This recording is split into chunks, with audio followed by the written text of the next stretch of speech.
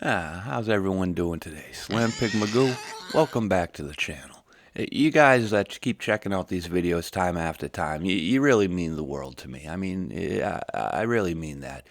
And, maybe today I mean that a little bit more than usual. Your humble narrator here is, he's having himself a morning. It's just sort of working on him, the problems of the modern age, Some, some days are great. You wake up out of bed, you go grab the coffee, things are good. You know what I mean? You hit in the morning in stride. You might even think, today is my day, But then other mornings, like today for me, it's just, you wake up and just the weight of the world just hits you right off the bat. You know what I mean? You haven't even had that first delicious sip of morning coffee, and you're already like looking towards the end of the day and crawling back into that bed you just pulled yourself out of, And that's what I'm going through right now, man. It's with the politics too. It's not even with personal problems. Some days just different stuff works on you, And I wake up and I make my coffee and I turn the TV on and the politics is already on there. I'm like, oh, it's too early for this, So I click that off. I fire up the laptop, and right there on the landing page, you see all the articles and everything. I'm like, oh man, I just tried to get away from this on the TV, and now it's sitting here on my laptop, So out of desperation, you pick your phone up and you're like, sweet memes are on this phone. I'm just going to friggin' unlock this thing and scroll some memes. And you hit your socials and right off politics again. You can't escape it. Politics. And I mean, I understand there's a lot going on in the world. We're leading up to an election year and everything. Yeah, that sort of stuff is supposed to be expected, But every now and again, it just works on me, only because I know so much of it is just propaganda. You know what I mean? It's just fake news. It's bullshit. And it was just strange. I took a step back, and I it's on my TV, my laptop, it's everywhere, And it out of nowhere, like a little bit of Slampig Magoo's childhood popped into his head, like a little something that he did while he was a kid, sort of gave him a little bit of insight on his morning, on all this politics stuff running around. So I figure I'd hop over here to my little computer desk, fire up my rig, and I'd tell you all a little story. So get comfortable, my friends. Grab yourself some popcorn, a little something to drink, maybe a little smoky woke. And settle yourself in. Slampig, he's about to tell you a little bit of a story here. Here we go.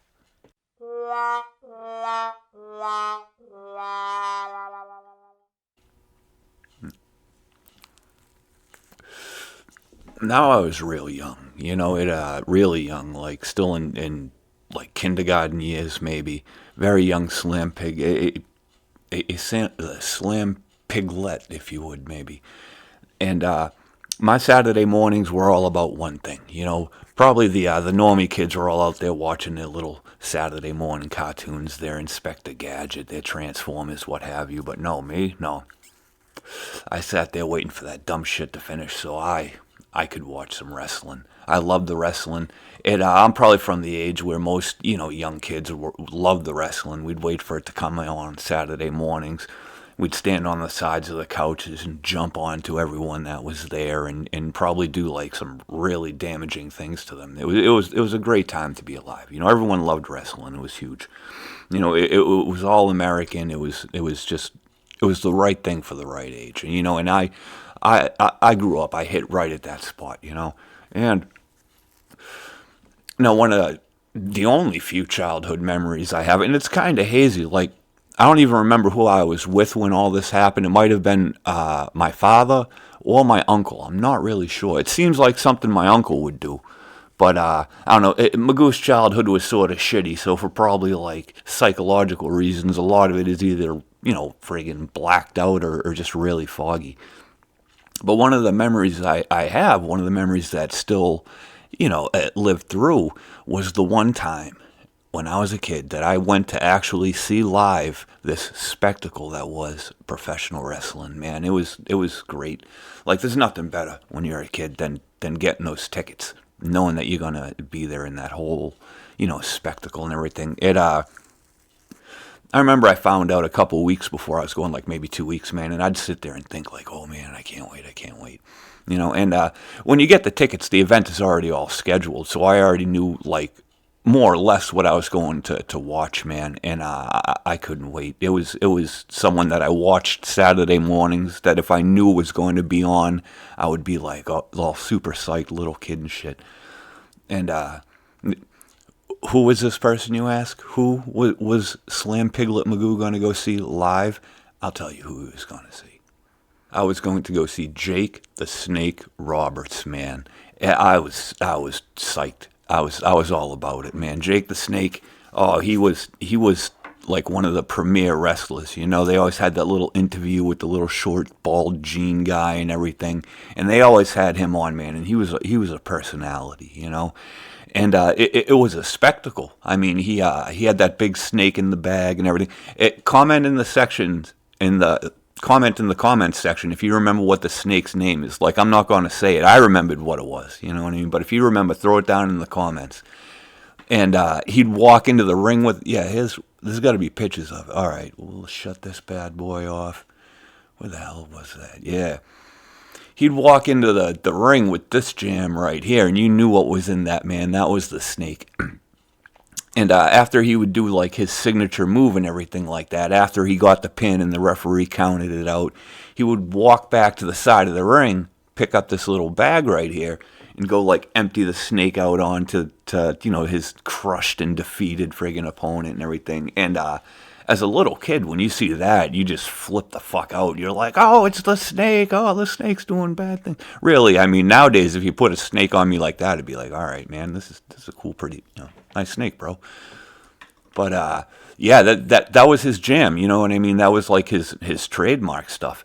And yeah, I was going to go see that live. It was going to be great. I couldn't wait. I was probably sleepless the night before. And then the day came, right? I remember going down. It was at the Memorial Auditorium down here in the city that I live in and everything. And we went in there, and we were a poor family. We didn't have like ringside seats. We were up like in the balcony, up in the back. We couldn't see shit, But yeah, I was there. You know what I mean? I remember sitting there, like jumping up and down and screaming and everything. And between the matches, you'd like leave your seating area and go walk around, I guess the marquee you could call it, where they have like the little pizza stands and soda stands. You can go, spend your money there and shit. And they had like a little merch booth, you know what I mean? And I got this foam little snake thing for Jake the Snake. And I remember going back to my seat with it. And when he came out, I remember I was just like fucking flailing it around, screaming, jumping up and down. I didn't even like have a good view of the match, but I knew he won. I remember seeing him walk out, grab the thing back, and I'm like, it's the snake, and I'm fucking flailing the thing around. And oh, it was great. It was great. But now afterwards, we're all filing out of the Memorial Auditorium, and this is the part that jumped into my head earlier when I was thinking about all that politics stuff. Oh, sorry for the cough, But we're leaving, and either my uncle or my father were like going into the parking lot. He's like, oh, no, we're not going to leave yet. Like, come here. And I was just like, all right, I never wanted to leave. I would live at the wrestling, And we walked around to the side of the building where there were like a small group of like other like fathers and sons and like, adults and kids. And they were all just like sort of standing there. And we went and stood there next to them. I was just like, what the fuck is this, And then either it was my uncle or my father. I'm not really sure which. I said that earlier. I think it might be my uncle because it seemed like something he would think of, and not my father. But we were sitting there on the side of the auditorium by like the touring buses waiting for the wrestlers to walk out, and get on the tour bus. Now that's what like concert goers do, to go see like the band walking out of the back of the auditorium, And now that's why I think it was my uncle. He was like the classic rock guy, you know. And so we stood there, and oh, we're gonna see them all again, you know. And this time I'd actually get to see them. Like the door was not that far, you know. And we weren't even there for that long. The door swings open, and the wrestlers walk out. You know what I mean? Like all the people that we were there to see and everything. And by God, friggin' Jake the Snake walked out. You know. And he wasn't in his uniform. They were all like in sweatpants. They all had gym bags with them. But I remember looking at them, and I'm like, that is definitely Jake the Snake, you know? And they're filing out. And one of the other wrestlers that was there was the Big Boss Man. He played like a prison guard warden thing, you know what I mean? But he was in, you know, like he was there too. They didn't fight each other, but they were walking out, you know? And I remember thinking oh, Jake the Snake and Big Boss Man are enemies. You know what I mean? Now that they're in front of each other, they're gonna duke it out right here in the parking lot. You know what I mean? Because you remember watching the wrestling, and you seen the, you know, like the Mean Gene Oakland thing where they talk about each other and they talk trash and like this is the good guy and this is the bad guy and they're just waiting to go at it. You know? And there I was as a kid watching them come out into the parking lot. You know. No referees around, no ring or anything. I'm like, this is where real wrestlers settle their shit. You know what I mean? And I was expecting it. And nope, those motherfuckers just walked onto the bus. You know what I mean? There was no fight. They were there right in front of each other. They were natural sworn enemies. They were just fucking hanging out behind the scenes. You know. And you know that memory of them coming out and not actually being enemies and all working for the same fucking company, that is what popped into my mind when I was thinking about all that politics stuff earlier. You know, the Uni Party. I see a lot of people posting like really detailed comments and a lot of like articles from you know conservative news sources talking about how this bill is being sponsored by this politician. It's going through this phase of the legislative cycle and it's gonna work. You know what I mean? And I shake my head at these people. Like, how many times you gonna fall for this shit?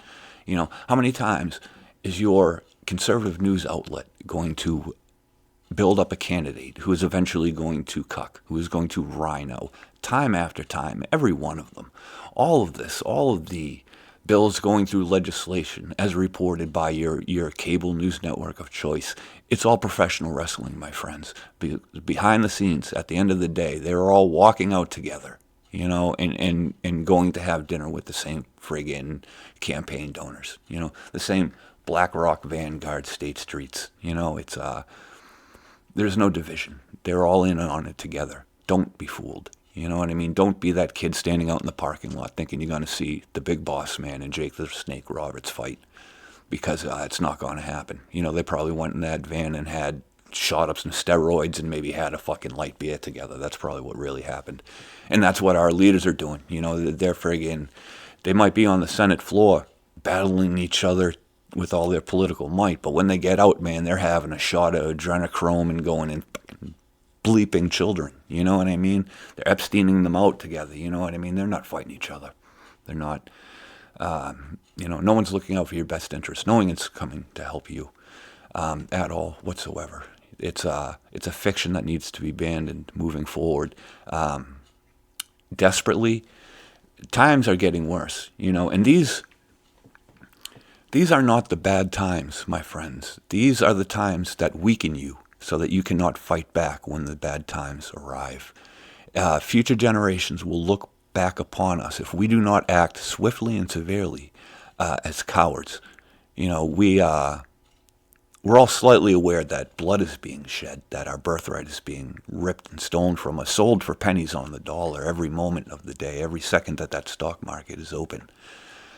Yet we sit by idle thinking that if we vote for the right wrestler, that things will turn around. But that's not going to happen.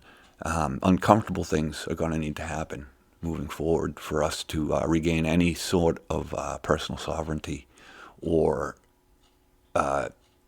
freedom of the direction of our lives. You know what I mean?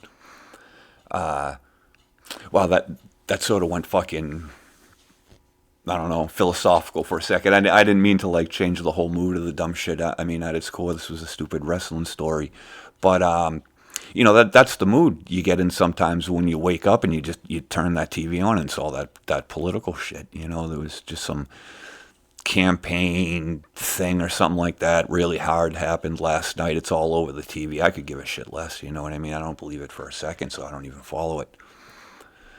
But it is what it is. I hope you enjoyed the video, man. I'm going to wrap it up right here. I mean, I could probably ramble on for hours, but thanks so much for watching. Like, comment, and subscribe. Oh, newsflash, my friends.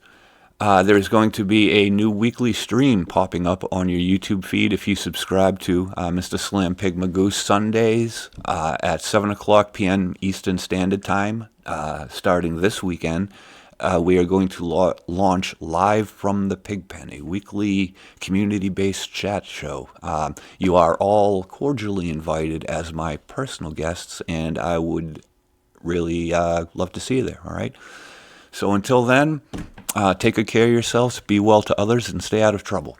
All right? Later.